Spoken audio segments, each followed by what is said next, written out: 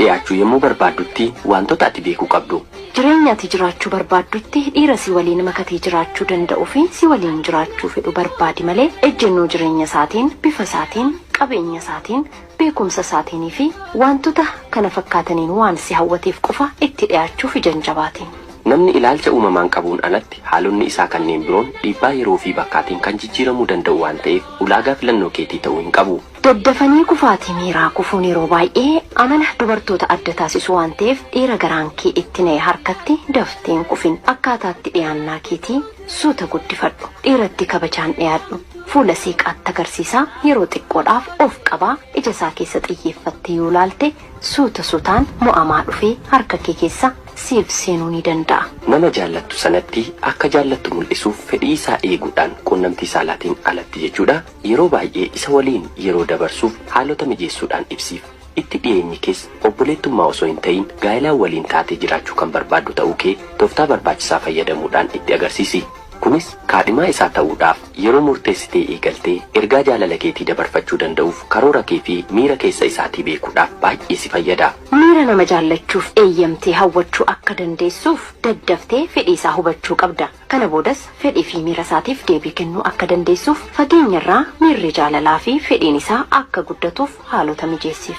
Dhiira abbaa fedhe yoo ta'e iyyuu hamma isheen durbaa eeyyamteef irra darbee ishee irratti homaa tokko gochuu waan hin dandeenyeef ofii kee irratti miidhaa geessisuus ta'e cimina kee dhugaa baasisuu kan danda'u addunyaa kana irraa si qofa akka ta'e hin dagatiin. Ilaalcha dubartoota irra jiru laalchisee dhiira cimaa kam keessayyuu dadhabbinni dhokatee jiraachuun isaan gaafachiisu. Kanaafuu dhiira tokkotti maxxanuun eeyyama kee erga ta'ee jalqabdee dadhabbina isaa duukaan bu'in. Dadhabbina isaa kanayyuu danda'uudhaan golguudhaanis keessumattuu jajuu fi ajaa'ibsiifachuudhaan wajjin jiraachuuf fedhiif dandeettii qabaachuu kee ibsiif. Kennaa kee kanattis gammadee ajaa'ibsiifachuudhaan siif booji'ama. Miidhaa naannoo jaalalaatti dhufu keessatti dhiirri dadhabaadha. Garuu seeqa durbaa yookaan ifa fuula ishee yommuu argatutti jireenya isaa kennaa godhee dhiyeessuun illee isan ga'u. Ta'us aarsaa kana baasuuf kan isa geessisu seequu kee, miidhagina gogaa kee fi qaamni kee alaan mul'atee eenyummaa kee ibsu wantoota ati ittiin boontu ta'uu hin qabu. Miidhagummaan qubaasaa dirree irratti qarshiidhaan kan gurguramu meeshaa gatii xiqqaa kan jijjiiramudha malee dhiira hidhee harkisee qabachuudhaaf ga'a miti. Miidhagina waliin garuu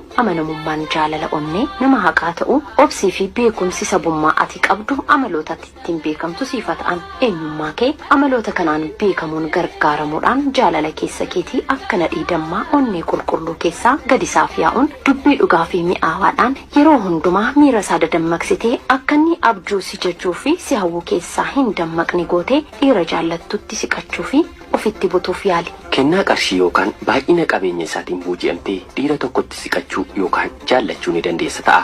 Qarshiin kennaa uumamaan siif kennamee ol siif kaasuu hin danda'u. Inumaayyuu si madaalchisa.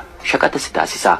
Kanaaf iyyuu kan ati jaallattuu fi itti dhiyaattu eenyummaa isaatti malee faayidaa isarraa argattutti ta'uu hin qabu. Jaalalli shaqaxa qarshiin itti baafamee bitamuu danda'u miti. Erga qarshii fudhattee booda wal quunnamtiin lamaan keessan gidduutti ta'u madaala jaalalaatiin madaalamuu hin danda'u. Kun hin ta'u. Dargaggeessa tokko jaallattee gara kaadhimummaatti sana boodas dheebuu fedhiiwwan adda addaatiin jaalala ijaartanii hidhaa jaalalaa umurii guutuutti otoo waliin hin darbiin dura gaaffiiwwan barbaachisoo ta'an tokko deddeebitee mataa kee gaggaafachuun deebii quubsaa argachuu qabda. Gaaffiiwwan sana keessaa kanneen bu'uura ta'an namoota hedduu keessaa gurbaa kanatti akkan dhiyaadhuuf wantoonni na hawwatan maal fa'i? Qaama ala isaatiin raa'u.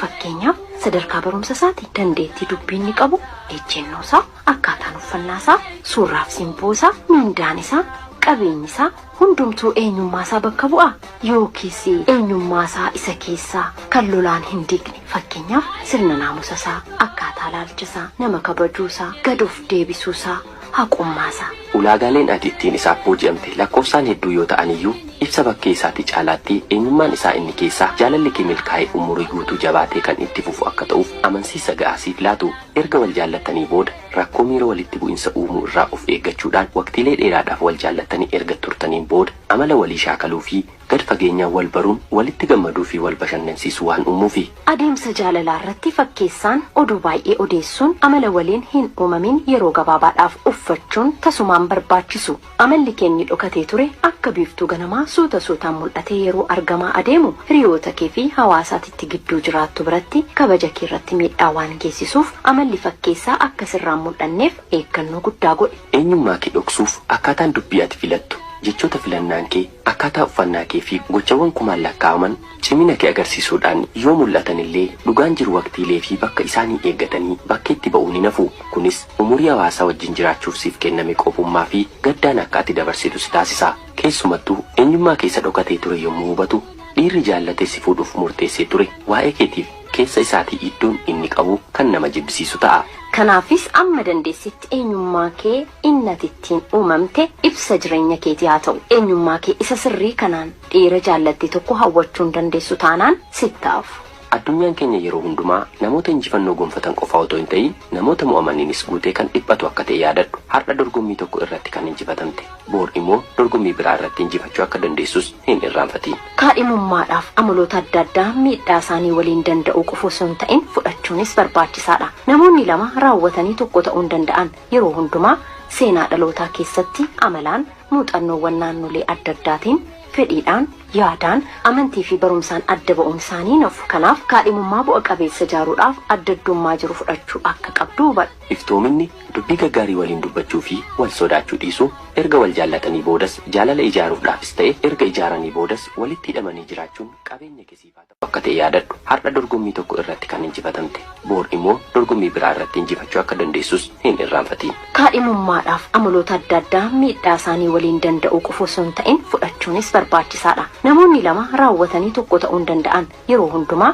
seenaa dhalootaa keessatti amalaan muuxannoowwan naannolee adda addaatiin fedhiidhaan yaadaan amantii fi barumsaan adda ba'uun isaanii nafu. Kanaaf kaadhimummaa bu'a qabeessa ijaaruudhaaf adda addummaa jiru fudhachuu akka qabdu hubadhu. Iftoominni dubbii gaggaarii waliin dubbachuu fi wal sodaachuu dhiisuu erga wal jaallatanii boodas jaalala ijaaruudhaafis ta'e erga ijaaranii boodas walitti hidhamanii jiraachuun qabeenya kesiifaa ta'u. Dhiyaachuu yommuu barbaaddutti wantoota ati beekuu qabdu. Jireenya ati jiraachuu barbaaddutti dhiira si waliin makatee jiraachuu danda'u fi si waliin jiraachuu fedhu barbaadi malee ejjennoo jireenya isaatiin, bifa isaatiin, qabeenya isaatiin, beekumsa isaatiin fi wantoota kana fakkaataniin waan si hawwateef qofa itti dhiyaachuuf ijaan jabaatiin. Namni ilaalcha uumamaan qabuun alatti haalonni isaa kanneen biroon dhiibbaa yeroo fi bakkaatiin kan jijjiiramuu danda'u waan ta'eef ulaagaa filannoo keetii ta'uu hin qabu. Daddafanii kufaatii miiraa kufuun yeroo baay'ee amala dubartoota adda taasisu waan ta'eef dhiira garaan kee itti na'e harkatti dafteen kufin. Akkaataatti dhiyaannaa keetii suuta guddifadhu. Dhiiratti kabajaan dhiyaadhu. Fuula seeqaatti agarsiisaa yeroo xiqqoodhaaf of qabaa ija isaa keessa xiyyeeffattee yoo laalte suuta suutaan mo'amaa dhufee harka kee keessa siif seenuu ni danda'a. Nama jaallattu sanatti akka jaallattu mul'isuuf fedhii isaa eeguudhaan quunnamtii saalaatiin alatti jechuudha. Yeroo baay'ee isa waliin yeroo dabarsuuf haalota mijeessuudhaan ibsiif. Itti dhiyeenyi keessa obboleettummaa osoo hin ta'in gaa'ilaan waliin taatee jiraachuu kan barbaaddu ta'uu kee tooftaa barbaachisaa fayyadamuudhaan itti agarsiisi. Kunis kaadhimaa isaa ta'uudhaaf yeroo murteessitee eegaltee ergaa jaalala keetii dabarfachuu danda'uuf karoora kee fi miira keessa isaatii beekuudhaaf baay'ee si fayyada. Miira nama jaallachuuf eeyyamtee hawwachuu akka dandeessuuf daddaftee fedhii isaa hubachuu qabda. Kana boodas fedhii fi miira isaatiif deebii kennuu akka dandeessuuf fageenyarraa miirri jaalalaa fi fedhiin isaa akka guddatuuf haalota mijeessiif. Dhiira abbaa fedhe yoo ta'e iyyuu hamma isheen durbaa eeyyamteef irra darbee ishee irratti homaa tokko gochuu waan hin dandeenyeef ofii kee irratti miidhaa geessisuus ta'e cimina kee dhugaa baasisuu kan danda'u addunyaa kana irraa si qofa akka ta'e hin dagatiin. Ilaalcha dubartoota irra jiru laalchisee dhiira cimaa kam keessayyuu dadhabbinni dhokatee jiraachuun isaan gaafachiisu. Kanaafuu dhiira tokkotti maxxanuun eeyyama kee erga ta'ee jalqabdee dadhabbina isaa duukaan bu'in. Dadhabbina isaa kanayyuu danda'uudhaan golguudhaanis keessumattuu jajuu fi ajaa'ibsiifachuudhaan wajjin jiraachuuf fedhiif dandeettii qabaachuu kee ibsiif. Kennaa kee kanattis gammadee ajaa'ibsiifachuudhaan siif booji'ama. Miidhaa naannoo jaalalaatti dhufu keessatti dhiirri dadhabaadha. Garuu seeqa durbaa yookaan ifa fuula ishee yommuu argatutti jireenya isaa kennaa godhee dhiyeessuun illee isan ga'u. Ta'us aarsaa kana baasuuf kan isa geessisu seequu kee, miidhagina gogaa kee fi qaamni kee alaan mul'atee eenyummaa kee ibsu wantoota ati ittiin boontu ta'uu hin qabu.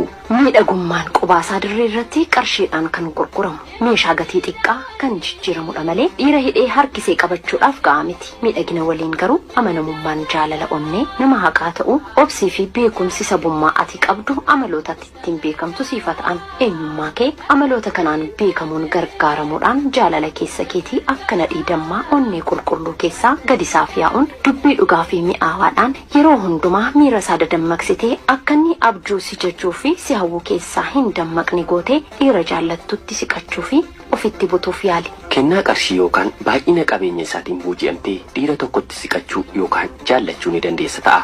Qarshiin kennaa uumamaan siif kennamee ol siif kaasuu hin danda'u. Inumaayyuu si madaalchisa. Shaqaxa si taasisa. Kanaaf iyyuu kan ati jaallattuu fi itti dhiyaattu eenyummaa isaatti malee faayidaa isarraa argattutti ta'uu hin qabu. Jaalalli shaqaxa qarshiin itti baafamee bitamuu danda'u miti. Erga qarshii fudhattee booda wal quunnamtiin lamaan keessan gidduutti ta'u madaala jaalalaatiin madaalamuu hin danda'u. Kun hin ta'u. Dargaggeessa tokko jaallattee gara kaadhimummaatti sana boodas dheebuu fedhiiwwan adda addaatiin jaalala ijaartanii hidhaa jaalalaa umurii guutuutti otoo waliin hin darbiin dura gaaffiiwwan barbaachisoo ta'an tokko deddeebitee mataa kee gaggaafachuun deebii quubsaa argachuu qabda. Gaaffiiwwan sana keessaa kanneen bu'uura ta'an namoota hedduu keessaa gurbaa kanatti akkan dhiyaadhuuf wantoonni na hawwatan maal fa'i? Qaama ala isaatiin raa'u.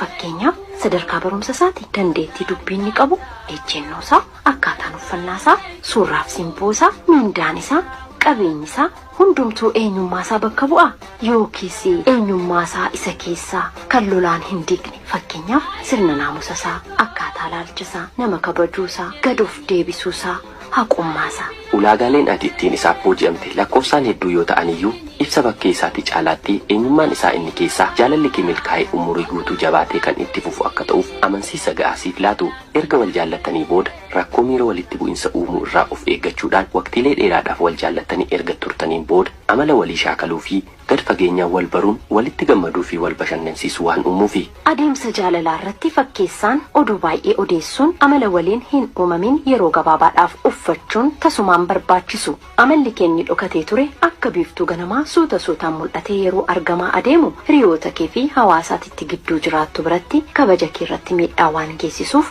amalli fakkeessaa akka sirraan mul'anneef eeggannoo guddaa godhi. Eenyummaa kee dhoksuuf akkaataan dubbii ati filattu, jechoota filannaan kee, akkaataa uffannaa kee fi gochawwan kumaan lakkaa'aman cimina kee agarsiisuudhaan yoo mul'atan illee dhugaan jiru waqtiilee fi bakka isaanii eeggatanii bakkeetti ba'uu ni nafu. Kunis umurii hawaasaa wajjin jiraachuuf siif kenname qophuummaa fi gaddaan akka ati dabarsitu si taasisa. Keessumattuu eenyummaa keessa dhokatee ture yommuu hubatu dhiirri jaallatee si fuudhuuf murteessee ture waa'ee keetiif keessa isaatii iddoon inni qabu kan nama jibbisiisu ta'a. Kanaafis amma dandeessitti eenyummaa kee innatittiin uumamte ibsa jireenya keetii haa ta'u. Eenyummaa kee isa sirrii kanaan dhiira jaallattee tokko hawwachuu dandeessu taanaan sittaaf.